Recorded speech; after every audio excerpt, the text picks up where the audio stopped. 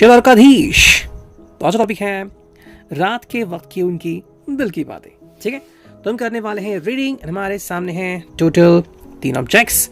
ये है tarot and ये है रिलेशनशिप ओरेकल और ये थर्ड ओरेकल। ठीक है, तो हम करने वाले हैं reading with the help of these 3 object. Let's connect to it. देखते हैं आज हमें क्या रीडिंग मिलती है। ठीक है, तो चलो मैं इसे रखता हूँ साइड में and here I go with the tarot. I hope आपका संडे अलग अलग तरीके से स्पेंड हुआ होगा। किसी ने बहुत ज़्यादा फन किया होगा, किसी ने बहुत ज़्यादा कॉल्स किए होंगे, किसी ने शायद बहुत ज़्यादा मूवीज़ देखी होंगी, डिपेंडिंग ऑन कि आप एग्जैक्टली कैसे अपनी संडे को एंजॉय कर रहे थे। So like that. तो ये तो अपने अपने थॉट्स है। If you want to share, आप कमेंट सेक्शन में वो सब राइट कर सकते हैं। ठीक है, so let's connect to it. देखते हैं आज हमें क्या रीडिंग मिलती है। भाई क्या है इस पर्सन के मन में, उसकी दिल की बात। चलो देखते हैं हमें क्या रीडिंग मिलती है। जो पहला कार्ड हमें मिला है वो है night of cups, cancer, Scorpio, Pisces.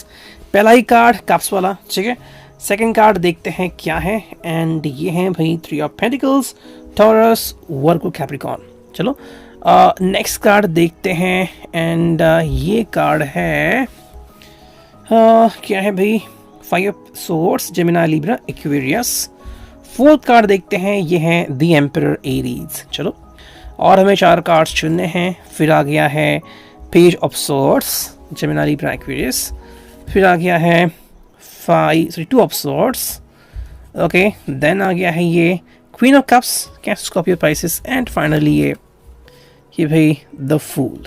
Okay, तो एक मेजर अरकाना का कार्ड हमें मिला है जो कि काफ़ी अच्छी बात है।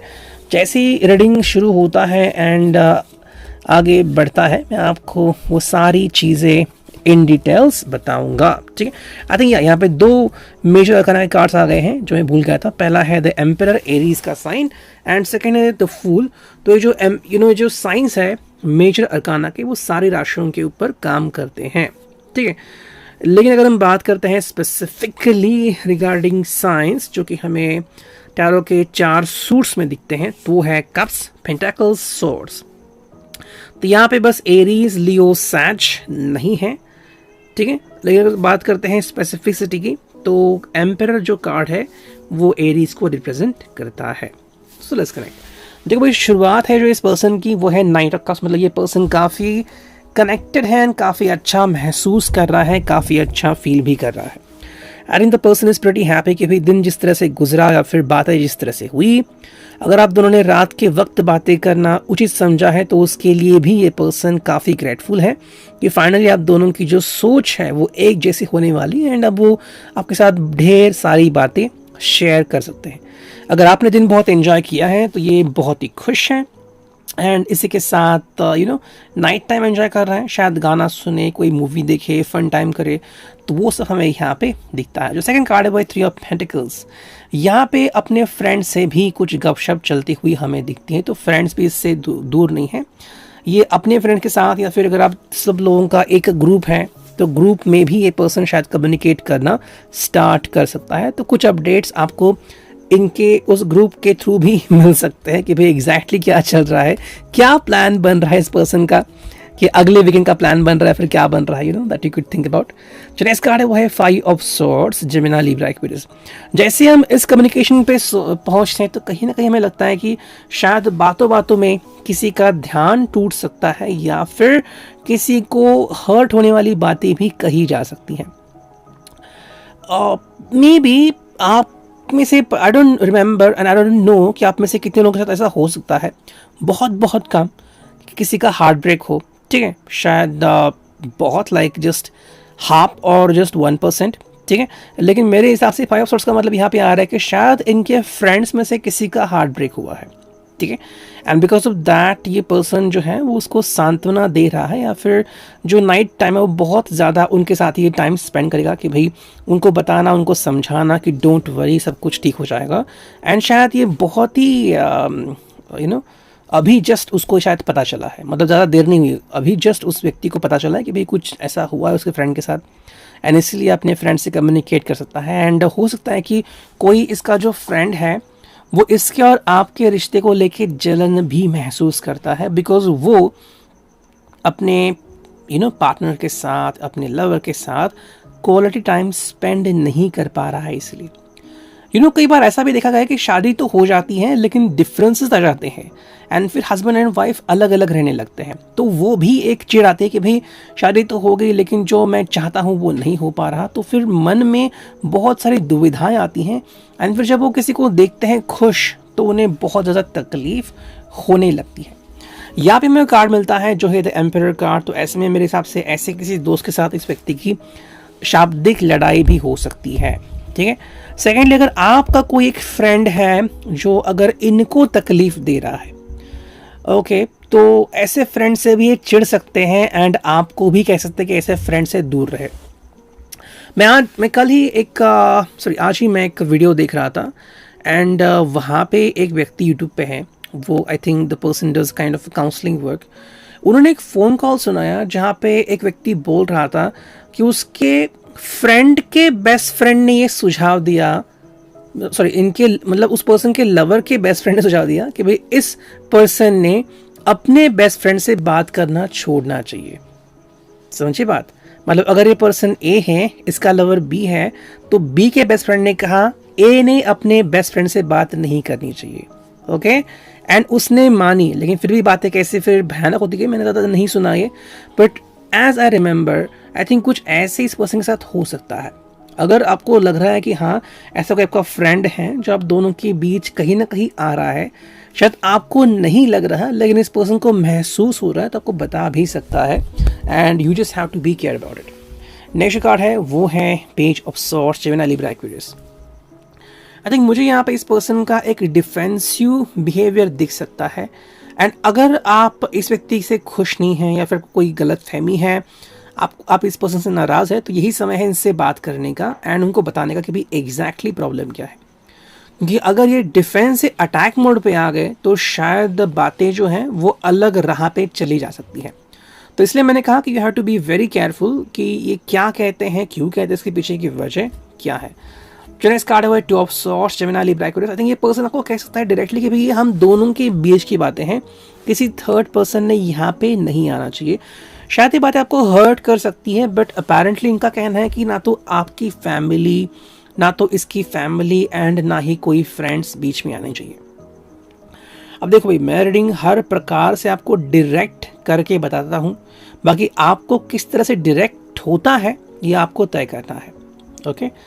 जैसे कि जब सुई चुभाई गई कोविड के टीका के टाइम, तो किसी को तकलीफ हुई किसी को नहीं हुई, लेकिन काम था कि भी वैक्सीन देना। तो वही बात है यहाँ पे टू ऑफ सॉर्ड्स में। मेरे हिसाब से या तो एक पर्सन आपसे गुजारिश कर सकता है कि you just behave like this, लेकिन कहीं कहीं पे अगर आपको लग रहा है कि इस पर्सन के कुछ राज हो सकते हैं एंड आपका कोई बहुत ही अच्छा दोस्त आपको इसके राज से बचा रहा है, so you have to be very care about it, you have to be very protective about it. आप इस बात का ख्याल रखिए, क्योंकि देखो किसको कौन सी बात कनेक्ट होगी ये तो भाई बाद में देख के ही पता चलेगा।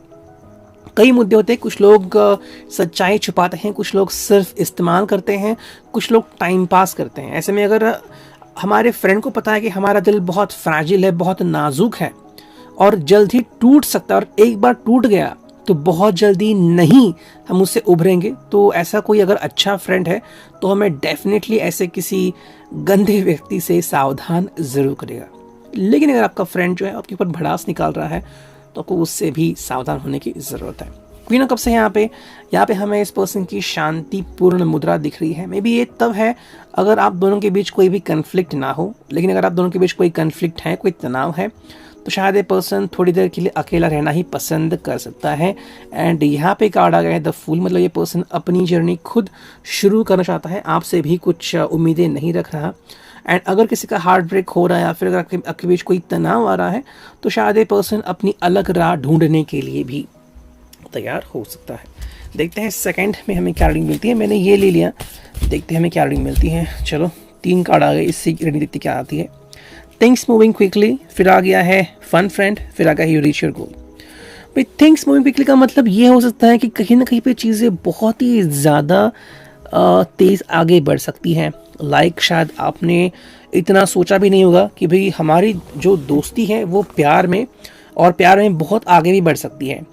कई बार फिर लोग आगे जाके पछताते हैं कि मैंने ऐसा क्यों किया। तो वो एक चीज़ हो रही है। अगर आपको लग रहा है कि आप बहुत ही फास्ट रिश्ते में आगे बढ़ रहे हो तो ये आपके लिए एक स्टॉप वार्निंग है। ये आपको खुद तय करना है कहाँ पे रुकना है, कहाँ पे नहीं। सेकंड, जैसे कि मैंने कहा कि कोई फ्रेंड है, यहाँ पे फन फ्रेंड वही व्याख्या आ रही है। या तो कोई फ्रेंड है जो आपको इस मुसीबत से बचाएगा, या तो कोई फ्रेंड है जो आपको मुसीबत में डाल भी सकता है। सो बी कॉशियस अबाउट इट। जो थर्ड कार्ड है वो है यू रीच योर गोल। ये मेरे हिसाब से इस पर्सन के लिए है कि कहीं ना कहीं इस पर्सन की कुछ इच्छाएं पूरी होती हुई हमें दिखती हैं। एंड इच्छाओं से मेरा मतलब है उसकी सेक्सुअल डिज़ायर, उसकी फैंटेसी, उसका फ्लर्ट। अगर वो सिर्फ फ्लर्ट या फैंटेसी या सेक्स के लिए ही कनेक्टेड है तो somehow you will connect with this person, आप इसको इजीली जान जाओगे।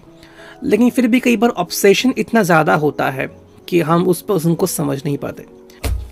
और अब देखते हैं हमें यहाँ पे क्या रीडिंग मिलती है इस ओरेकल से। करते हैं 1-2 बार शफल एंड चुनते हैं 3 कार्ड, 1, 2 एंड 3। ठीक है, जो 3 कार्ड आ गए हैं वो है विक्टिम, ठीक है, फिर आ गया है क्वेस्ट एंड फिर आ गया है सेल्फ वर्थ। ये भी वही दिशा पे निर्देश करता है। विक्टिम का मतलब है कहीं ना कहीं पे या तो आपको महसूस हो रहा है कि अब आप विक्टिम बन चुके हो, या फिर इस पर्सन को भी मे बी ये पर्सन अपने किसी फ्रेंड की हेल्प कर रहा है जिसका दिल टूट चुका है, या तो ये आपको एहसास हो सकता है कि भाई कहीं ना कहीं पे ये कहीं कि मैं इसके ऊपर जाती नहीं कर रही, या फिर कोई ये मेरे पर जाती नहीं कर रहा है। तो चीज़ें ऐसे हो सकती हैं। सेकेंड जो कार्ड है वो है क्वेस्ट, जिसमें आपका फ्रेंड आपकी हेल्प कर सकता है। यहाँ तक भी चीज़ें ऐसे भी हो सकती है कि आपके पर्सन को आपके ऊपर डाउट भी आ सकता है अगर आपका फ्रेंड सही नहीं है तो, एंड वो शायद फ्रेंड इसको हेल्प भी कर सकता है। इसलिए मैंने कहा कि आपको बहुत सावधानी बरतने की ज़रूरत है कि कौन आपकी हेल्प कर रहा है लिटरली एंड कौन नहीं कर रहा है, ये आपको खुद तय करना होगा by looking at the things. And जो फाइनल कार्ड है वो है सेल्फ वर्थ, जो कि हमारे द फूल से कनेक्टेड है, जो कि हमारे यू रीच योर गोल से कनेक्टेड है। कि भाई कहीं ना कहीं पे सेल्फ वर्थ का मतलब ये है कि भाई क्या है आपके लिए इंपॉर्टेंट, ये आपको खुद तय करना होगा। जैसे मैंने कहा कि अगर इस पर्सन को जो चाहिए वो अगर मिल चुका है तो ये पर्सन डायरेक्टली इस रिश्ते से बाहर भी निकल सकता है। लेकिन अगर ये सच्चा है, उसके लिए ऑनेस्टी काफ़ी इंपॉर्टेंट है, लॉयल्टी काफ़ी इंपॉर्टेंट है, प्यार काफ़ी इंपॉर्टेंट है, then the person will stick with you. तो क्या होता है नेक्स्ट, कैसे आप फील करते हैं, उसके ऊपर ये रीडिंग कनेक्टेड है। ये था reading. I hope it resonate. See you next.